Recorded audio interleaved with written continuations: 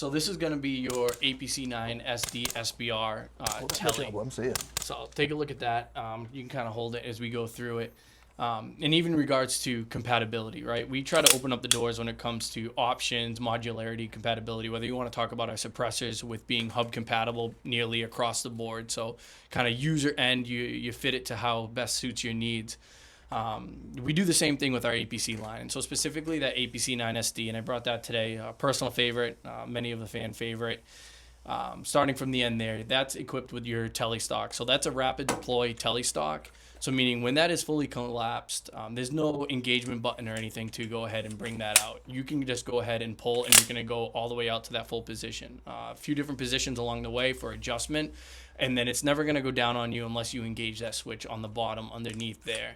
So you're looking at rapid deploy, and you're able to configure that in the way you like. But that is the Telly SBR version. You have other options. So again, tailoring it to the user, whether you want to run that with an MBT stock here or one of the traditional UMPs. That's my favorite. Or a pick rail backend. You can configure that in the way that best suits the user needs. And then just like everything else with the APC line, you're looking at modularity of lowers. So whether you want to run one of our B&T lowers on there, or a Glock lower, a SIG 320 lower, an MP5 lower, both poly or alloy, depending on your needs, the user can find and fit what works best. So just because you have an APC9 SD, you can truly make it your own, just like any of the APC line. Moving on forward, obviously with our new on the Pro line for those pistol grips, you can go ahead and remove that if you wanted to remove that B&T. Go ahead and use mag pull, whatever the case may be. So again, user configurable, going through without. Obviously direct blowback system, and the reason we're able to get away with using that reliable system that everyone knows and trusts without major recoil or bounce is something that I don't think is talked about enough, which is our hydraulic buffer system. So you take a look there. When you go ahead and break these down into those stocks there and these end caps, you're looking at a hydraulic buffer system that mitigates that recoil. So those two things working in conjunction with each other allow you to have that reliable system, which again, when we talk about pros and cons, you get that reliable system, but it gets notorious for recoil and bounce. But yet working with what you have there, which is that hydraulic buffer system, it circumvents that. So you get the best of both worlds, where you're not dealing with high recoil, you're not dealing with nearly any recoil, but you're getting that reliable system. And then obviously when you're running an SD like that, extremely important. Working to the front, you're obviously dealing with an SD platform. So what you have there is you're going to have a ported barrel. So right at the tip of that, on the end of where it's attached to the receiver, you're going to have a ported system, bleeding off the gas, taking supersonic ammunition, slowing it down to assist in that sound reduction throughout that. So you're saying my cheap ass can run 115 grain through this and it sounds as good as 147? Absolutely. Yes. Yeah, that's the point there. So no more having to buy specialty ammunition to go ahead and get your platform quiet. But if you hold that, you'll feel it there if you want to take a feel too. All of the new APC9 Pro SDs going on out the door, just like with our new main line of suppressors, you're looking at a Print X SD suppressor. So you're getting that lightweight savings, that titanium printed, all of the benefits of our new main line now introduced to that SD platform. It weighs nothing.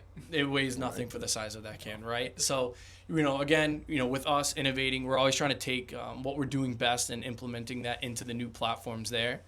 Going into 26, you'll see all of our SD platforms are going to have black suppressors. So if it's a B&T SD, you will see that in the LE Black platform moving forward. And then that specifically is our compact size can. So again, when it comes to configuring it to the user end, everything on that is adjustable. So we have that in a full size. We have that in a subcompact.